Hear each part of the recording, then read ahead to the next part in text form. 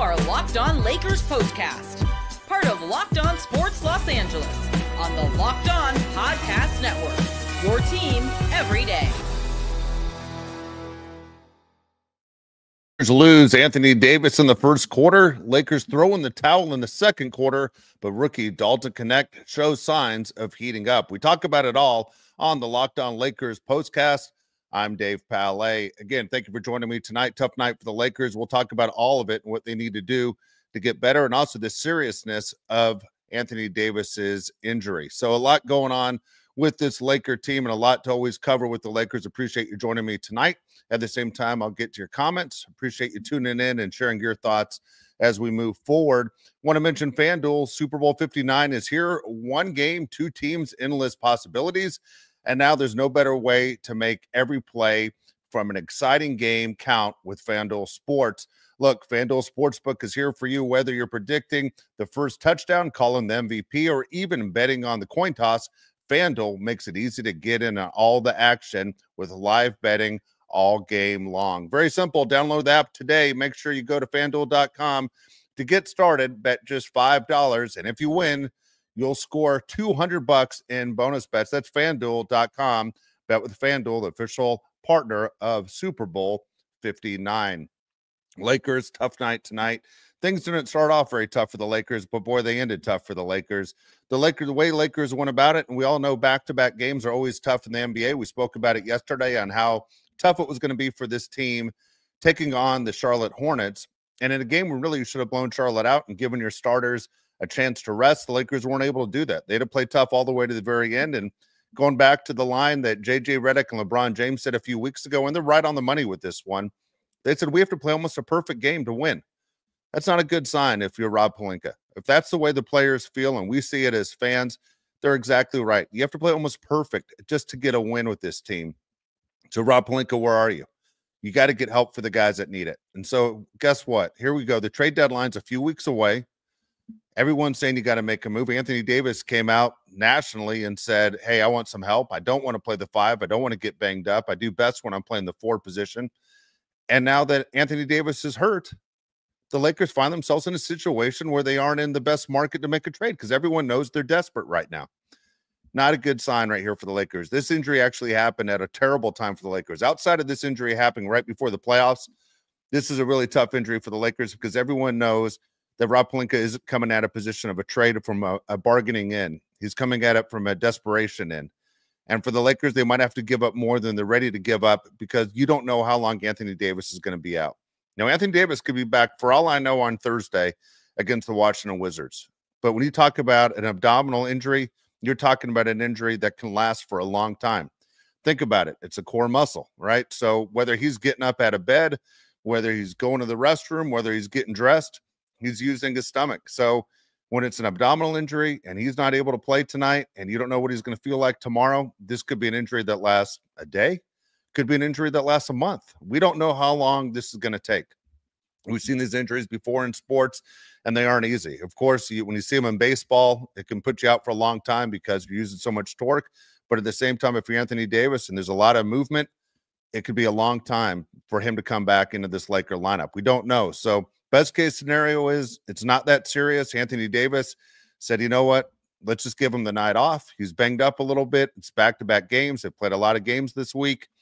Or the worst case scenario is that this could be serious. Redick, after the game, did not spend a lot of time talking about it. Would not give any information about Anthony Davis. But for the Lakers, yeah, can they get by the Wizards without him? Yeah, of course they can. But they have games coming up that they need to win. Actually, the Lakers need to win all these games. There's not a game on the schedule. The Lakers are in a position to say we can let games slide. Look at the Dallas Mavericks when they lost Luka. Look how that turned into a complete disaster. So for the Lakers, what happened tonight and how do they lose this game? Because when you find out that the starting lineup of the 76ers, when the game starts, is missing 2 key players, no Paul George, no Joel Embiid, and you're going, this is a win. The Lakers are going to win this game. They get Rui back, which is exciting, and the Lakers don't. The Lakers don't. Lakers got off to a really good start.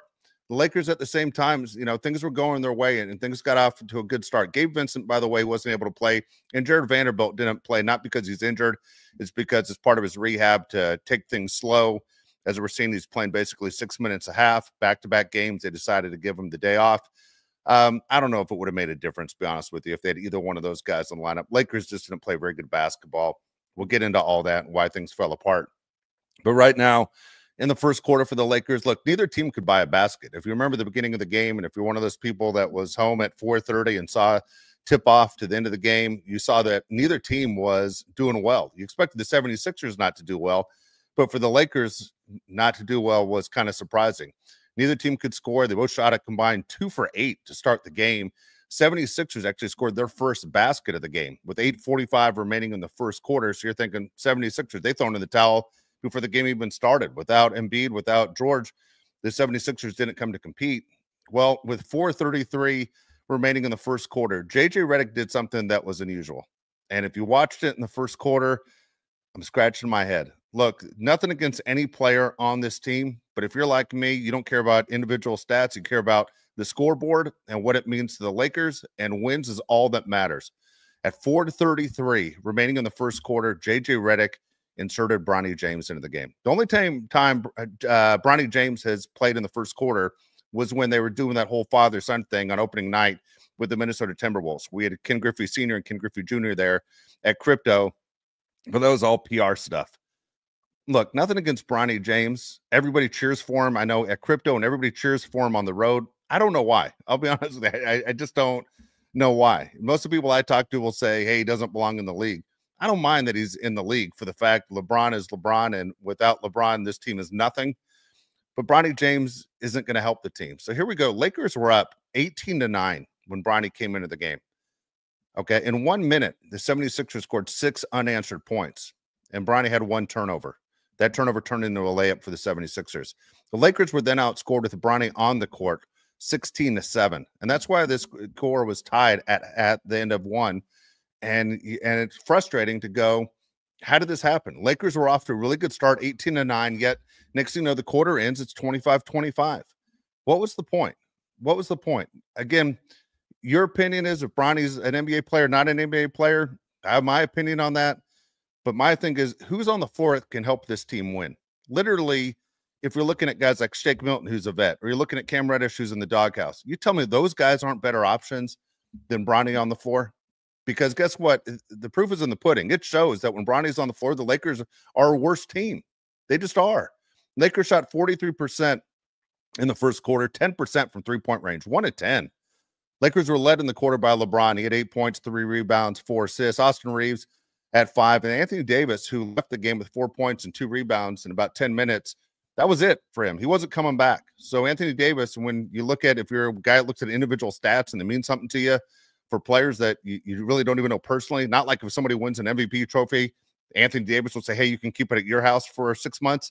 It doesn't work that way. Who cares? We care about the Lakers winning championships. But if you're one of those guys that is more concerned about the players' individual stats than you are about your team winning, hey, Anthony Davis, guess what? His season averages went way down after tonight because it counts that he played a game, played 10 minutes, he scores 4 points, gets 2 rebounds, and that's about it. But again, abdominal strain for Anthony Davis, and he's out, doesn't return. 76ers, by the way, led by Tyrese Maxey, 15 points in the first quarter, 15, and it never stopped. He had a heck of a night. 76ers shot 48%, 17% with three-point range. They weren't lighting it up. They were 1 of 6. Lakers were terrible at 1 of 10. Sixers weren't good either. They were 1 of 6. Rebounds, Lakers out-rebounded the Sixers 13-9. Lakers had 7 assists, 76ers had 2. And the bench points, Lakers had 4, 76ers had none. All 4, by the way, came from Jackson Hayes for the Lakers. Second quarter, it was all downhill. All downhill for the Lakers. 76ers started the quarter on a scoring run, outscoring the Lakers 10-3. They never looked back. And look, the 76ers led in the quarter by as many as 16. 76ers scored 16 straight possessions. On 16 times down the floor, they scored. Some of those were off of turnovers. The turnovers we'll get into later on why you lose a game. But come on. 16 straight possessions and the 76ers. This is 76ers, not one of the better teams in the league. Actually, one of the worst teams in the league. Eric Gordon, always been kind of an Eric Gordon fan, even since he was Indiana, kind of like an instant offense guy. 11 points in the second quarter. Kelly Oubre Jr., he had 10. 76ers scored a season high in the first half with 73 points. I'll say that again. 76ers scored 73 points in the first half against the Los Angeles Lakers team that people are saying, this is a team right here that has a chance to win the championship. I don't know. Again, what's going on, Rob Pelinka? The highlight for the Lakers in the second quarter was easily Dalton Knecht. He had 13 points off the bench, but for the Lakers, it was tough. Lakers get outscored in the second quarter, 48-32. Now, the 32 on the Lakers side sounds pretty good, right? We talk about the Lakers, how tough it is for them to score 30 in any quarter to get the 32, but they give up 48. 48 is as many as you give up in a half. So what happens there? Is it a matter of effort? And when you're hearing guys like JJ Redick at the press conference, and he's saying, hey, look, you know what? Back to back, and we played a lot of games. We don't care. As Laker fans, we don't care about any of that stuff. You play basketball for a living. You are living a dream. You are getting paid a ton of money. You're wearing the Laker uniform that we love. When you're done wearing that Laker uniform, we're still going to be rooting for the same franchise. You owe it to yourself, your name, and the city and the organization that pays you to bust your rear end every single night. You're only asked to show up to work 82 times a year. That's it. And to say in the second quarter that we're done, to give up that many points, where is the effort from this Laker team? And that's where it becomes extremely frustrating with this Laker team. Halftime, we'll get into those as well. Again, I'll take your comments on everything, but very, very frustrating night tonight. And obviously, man, when we do these shows and the Lakers lose, it's pretty hard. Again, want to mention FanDuel Super Bowl 59 is going to be here in about 11 days or so. One game, two teams, endless possibilities. There's no better way to make every play more exciting than with FanDuel Sportsbook. Whether it's predicting the first touchdown, calling the MVP, or even betting on the coin toss, FanDuel makes it easy to get in all the action with live betting all game long. You can adjust your bets as the game unfolds and feel the thrill from kickoff to the final whistle. The live betting feature lets you stay involved no matter what happens on the field, and you can follow it all the way through the app. The app is super easy to navigate. Plus, knowing that you can place a $5 bet and potentially win $200 in bonus bets for the Super Bowl, the icing is on the cake. It's easy. Download the app today. That's FanDuel.com. Get started. Just bet $5, and if you win, you'll score $200 in bonus bets.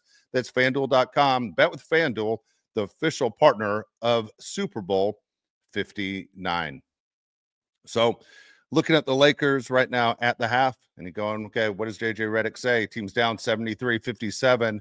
Lakers were led in scoring by Dalton Knecht, 13 off the bench. That was a plus. LeBron James, 12 rebounds, 12 points, 5 rebounds, 7 assists at the half. Rui, he had 11. Austin Reeves had 9 and 5 assists. But the big story is Tyrese Maxey.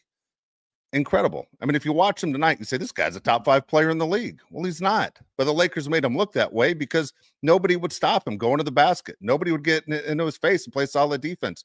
There was like a zero pride effort from the Lakers in this game. There was nothing about this game that you can say was positive outside of Dalton Knecht. This was bad. Bad defense, bad way of handling the ball. The turnovers are insane. The fact that the Lakers have 41 turnovers in the last 2 games is crazy. The fact that the 76ers scored within 20 points off the Lakers turnovers is unbelievable. Maxey, again, had 27 at the half. Eric Gordon, he had 11. Kelly Oubre Jr., he had 10.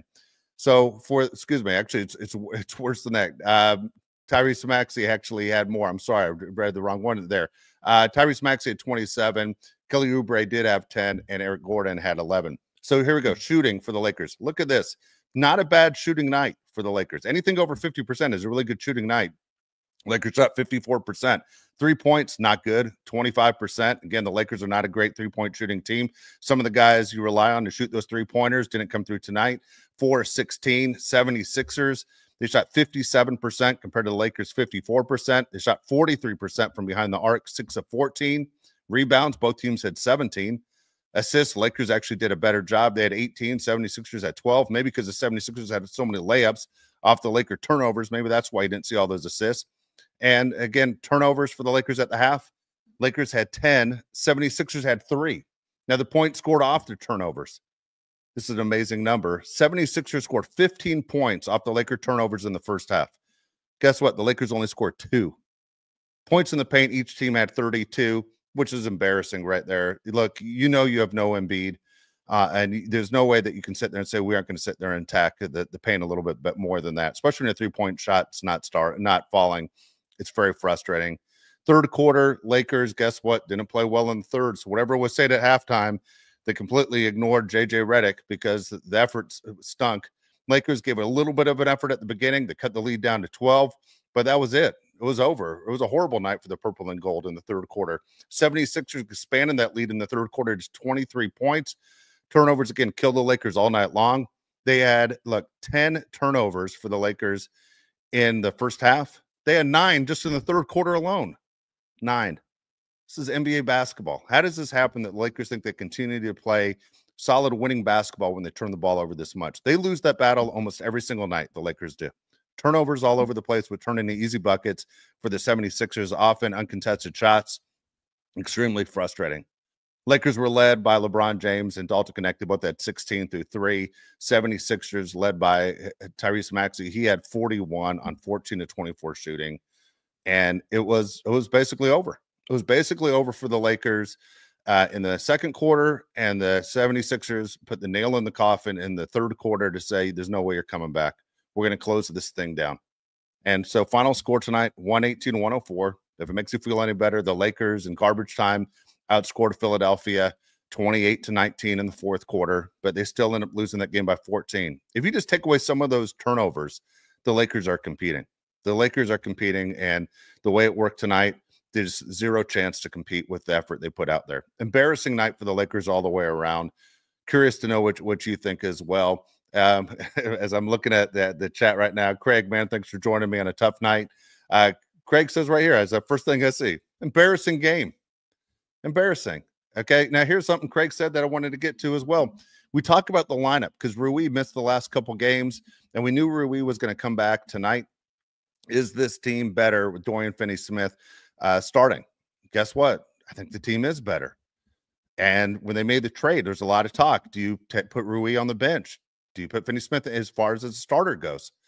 And the Lakers said, you know what? You aren't going to lose your spot because of injury. That's what J.J. Redick's, I guess, team rule is, because we saw it tonight, even though the team played really well without Rui in the starting lineup. And guess what? The Lakers lose. All right, they lose. And whether it's just one position in the starting lineup that makes a difference, can't tell you. All I know is the Lakers, when they sat here and made the trade for Dorian Finney-Smith, they expected the kind of numbers he put up with the Nets, and he hasn't been putting them up, but he did as a starter. So tonight, when you look at Dorian Finney-Smith coming off the bench, he played 19 minutes, shot the ball 6 times, made 1 of those. He made 1. That was a 3-pointer. He finished with 3 points on the night. 3. As many points as he had as turnovers. 3 turnovers, 3 rebounds, 3 points. That was it. So is that something you want to look at as far as if you're J.J. Redick and that coaching staff? Are they better off by maybe saying, let's get a surge out of Rui off the bench? Maybe he can do it. But right now, Dorian Finney-Smith has proven he's a better starter than he is a bench player. Rui, by the way, on the night in 24 minutes, he had 13 points. 13 points, 6 of 9 shots that he made. He made 1 3-pointer out of 3 attempts. And for him, maybe he's a guy that, and he strikes me as a guy that's the ultimate team player. I think he would go to the bench knowing that he's going to be a 6-man kind of player, and you'd get maybe a better performance out of him. Maybe that's what's best for the team, because Dorian Finney-Smith seems like he's a guy that's used to starting. For the fact you warm up, you go to the bench, you come into the game 6-7 minutes, and after you cool down after your warm-ups, maybe that's throwing him off. I don't know either one of those guys well. So I can't tell you exactly what's going through the mind, but when you look at the box score, the Lakers seem like a better team when Dorian Finney-Smith is starting, and tonight's game was absolutely terrible. And look, here's the deal. We spoke about it earlier as well. Bronny James, is he an NBA player? Curious to know what you think. I always hate to be hard on what I say is, you know, hey, here's a guy who's a rookie. Here's someone that, let's just take the James part out of his last name. He's a kid that needs time to become an NBA player, if he ever will become a true NBA player. But you could tell the game is too fast for him. Also, he's undersized. In 15 minutes tonight, Bronny was 0 for 5 shooting, missed all 3 of his 3-point attempts, 3 turnovers, no points. It was sad. It was sad to watch. Bad basketball for Bronny, and I know for LeBron and family that wants to see, you know, this great story. Right now, it's not a great story. It is nothing close to Ken Griffey Sr. and Ken Griffey Jr. Anyone who wants to make it that, night and day. When Ken Griffey Sr. played with his son, Griffey Jr. was already the better player. So for the Lakers, you know, they said we're going to put Bronny in the first quarter. For me, it felt like then the game became kind of a joke, kind of like they were throwing the towel in and they weren't going to compete tonight against a 76ers team that's 18-27 coming into the game. very disappointing that that's the attitude the Lakers had going about it. Looking at the rest of the box score for the Lakers, as I mentioned, Anthony Davis only played 10 minutes. He made 2 of his 3 shots, but he was out of the game with that ab strain. 4 points for him, no assists, 2 rebounds, 1 turnover, no block shots, and it was kind of a wasted night for him. Rui, again, with 13 points. LeBron actually started off kind of slow, but ended up with a big night for LeBron. And look, a loss is a loss. LeBron's been playing this game long enough to know that it doesn't matter about his individual stats if the team doesn't win. But LeBron was on pace for a triple-double. 31 points LeBron actually finished with. Not a bad night. 10 to 16 shooting for him. Free throws, he made 10 of 11, which is better than he normally does. But LeBron in Philadelphia, the effort was there. No question of that 40-year-old man that sat there and came to play. He did definitely come to play. There's no complaints what we saw to number 23 tonight, though. 31 points, 8 rebounds, 9 assists for him. Big number for LeBron, though. Those 8 turnovers hurt. Usually when LeBron gets 5, it hurts, but he had 8 tonight. Not good at all. Austin Reeves finished with 13 and 34 minutes. He had 8 assists as well. 3 turnovers for Austin Reeves. Disappointing. Max Christie, not a good shooting night. In 22 minutes for Max Christie, 1 of 6. That was it. The one shot he made was a 3-pointer. He finished with only 3 points on the night. Cam Reddish. Good to see Cam, by the way, back on the court. Cam in 18 minutes had 5 points. Jackson Hayes, he had 4. He had those in the first quarter. Didn't do anything as far as scoring after that. Didn't shoot after that. Jackson Hayes didn't shoot much at all. Only shot 1 field goal, 2 free throws. And Shake Milton, 6 minutes, nothing. Bronny James, as we told you, in 15 minutes, no points. Dalton Knecht, and we'll talk about Dalton Knecht a little bit more in a second, but Dalton Knecht had 24 points in 23 minutes. He was definitely a highlight for the Lakers in tonight's game and tonight's loss, which, of course, was extremely disappointing. So for the Lakers, that's tough. And it's tough to watch. It's tough to sit there and scratch your head and go, man, we got to wait 2 days to try and get the bad taste out of our mouth. They're very frustrating to see how the entire game went. Once again, want to mention FanDuel. Don't forget Super Bowl 59. It's almost here. 1 game, 2 teams, endless possibilities. There's no better way to make every play more exciting than with FanDuel, the FanDuel Sportsbook. Whether it's predicting the first down, calling the MVP, or even betting on the coin toss, FanDuel makes it easy to get into all the action. With live betting all game long, you can adjust your bets as the game unfolds and feel the thrill from kickoff to the final whistle.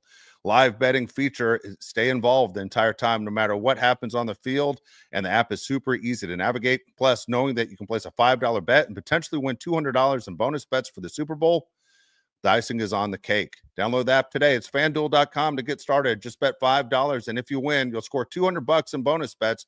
That's FanDuel.com. Bet with FanDuel, official partner of Super Bowl 59. So let's talk about Dalton Knecht just a little bit. Dalton Knecht, obviously, if you heard the show from the very beginning, and I appreciate the people that have been with me all season long, Dalton Knecht is a player I've watched for a long time. I'm a huge SEC sports fan, love SEC football, SEC baseball, and SEC basketball. University of Tennessee, he was the best player in the SEC a year ago. Won Player of the Year. Lakers got a steal in the draft when they got him. A lot of people said, man, how did he fall that far to the Lakers? Well, he did. He falls that far in the draft. Lakers get him. We're all excited. For the people who didn't know Dalton Knecht from college, looking at what he did in October, looking at what he did in November, and you're going, this guy is a stud player. This guy's going to be the one of the talks of the NBA and a player that the Lakers can rely on. LeBron James fell in love with him early. It takes a lot to get the trust of LeBron and these young players. LeBron, right away, couldn't say enough nice things about him. Went completely cold. He did from the second half of November through December and really through the first half of January. Of like, is this kid ever going to bounce out of it? Well, he has shown signs of coming back to be the player the Lakers thought he was going to be. And so for Dalton Knecht to step up and get an opportunity, because J.J. Redick, in my opinion, has been mismanaging him. Meaning, like, when he does have his game and his shot is starting to fall, then you leave him on the court.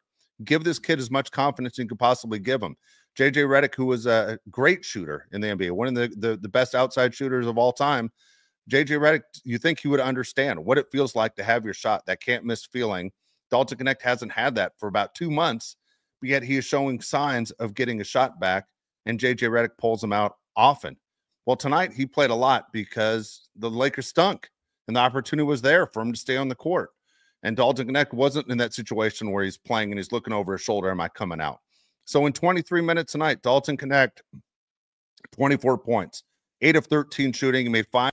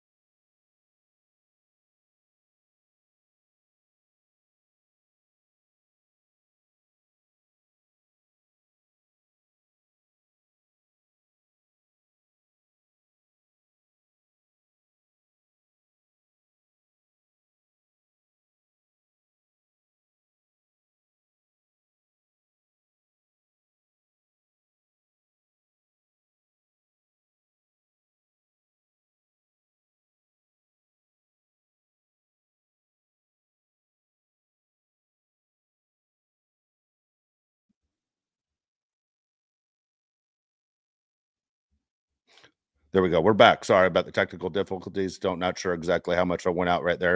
It wasn't exciting because I was reading the 76er box score, which wasn't wasn't a lot of fun. So there you go. So apologize for the technical problems. But again, Lakers, they lose 118-104. If you're back with me right now. For the Lakers, what does it mean for them? Again, on Thursday, they're back in action, taking on the Wizards, another game where they're going to face a team with a losing record. What does it mean for the Lakers in the standings?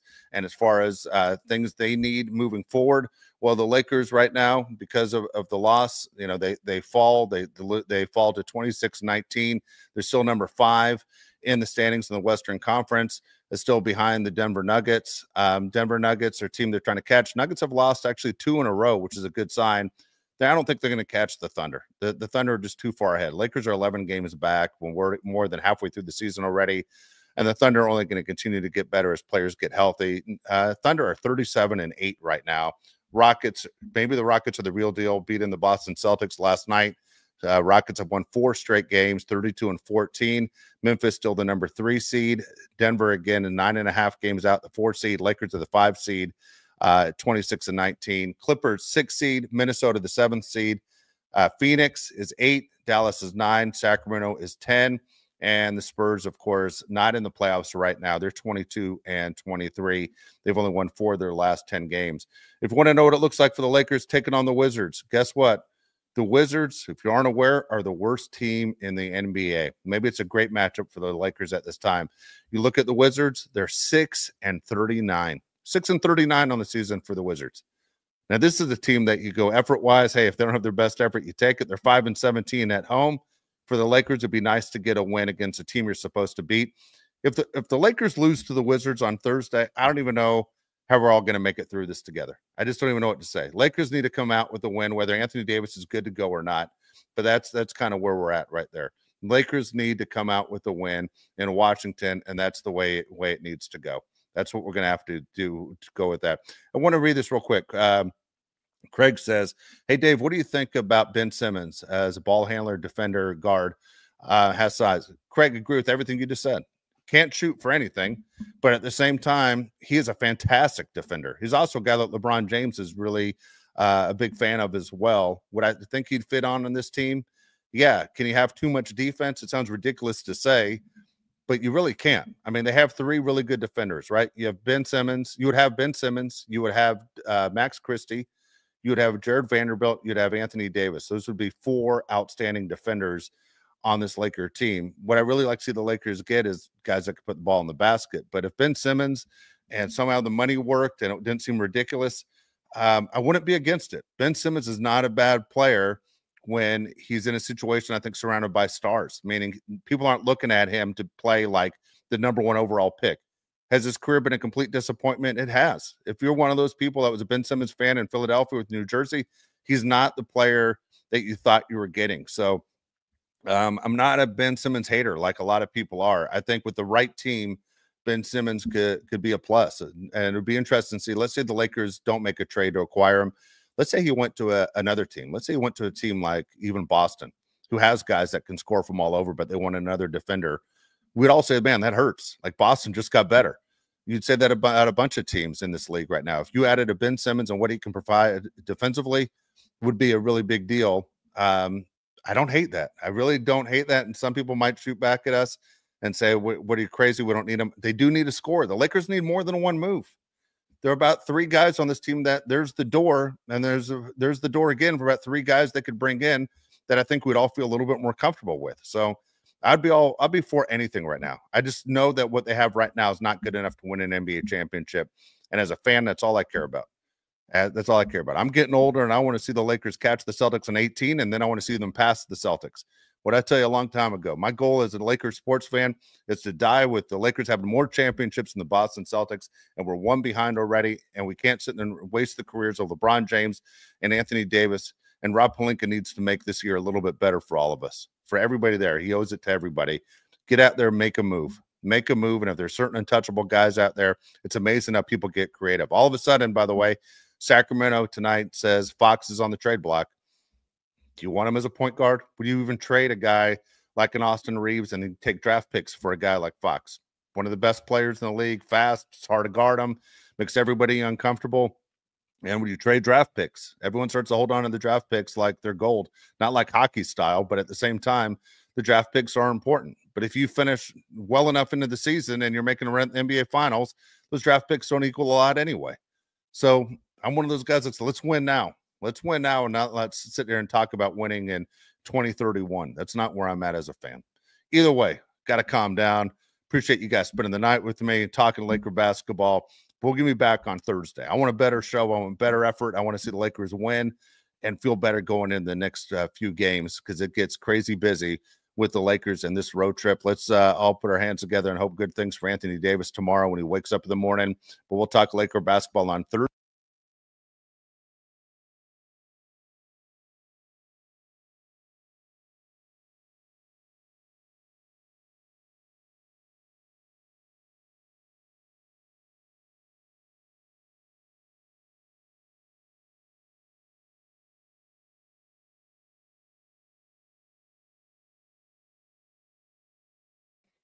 All right. Obviously, maybe it's JJ Redick messing with my internet here. All right. Thursday, we'll be back at 4:30. Apologize again. Holy cow. All right. So here's the deal. We'll be back. We'll talk Laker basketball with you. If you need more Laker basketball, Brian and Andy are here every single day talking Laker basketball. I'm here for the postcast. But again, thanks for joining me. Appreciate the comments as well, guys, for jumping in. Craig, always good to hear from you, BC as well. And we'll see you on Thursday after the Wizards game. Have a great night. Enjoy the next couple of days. Again, go Lakers.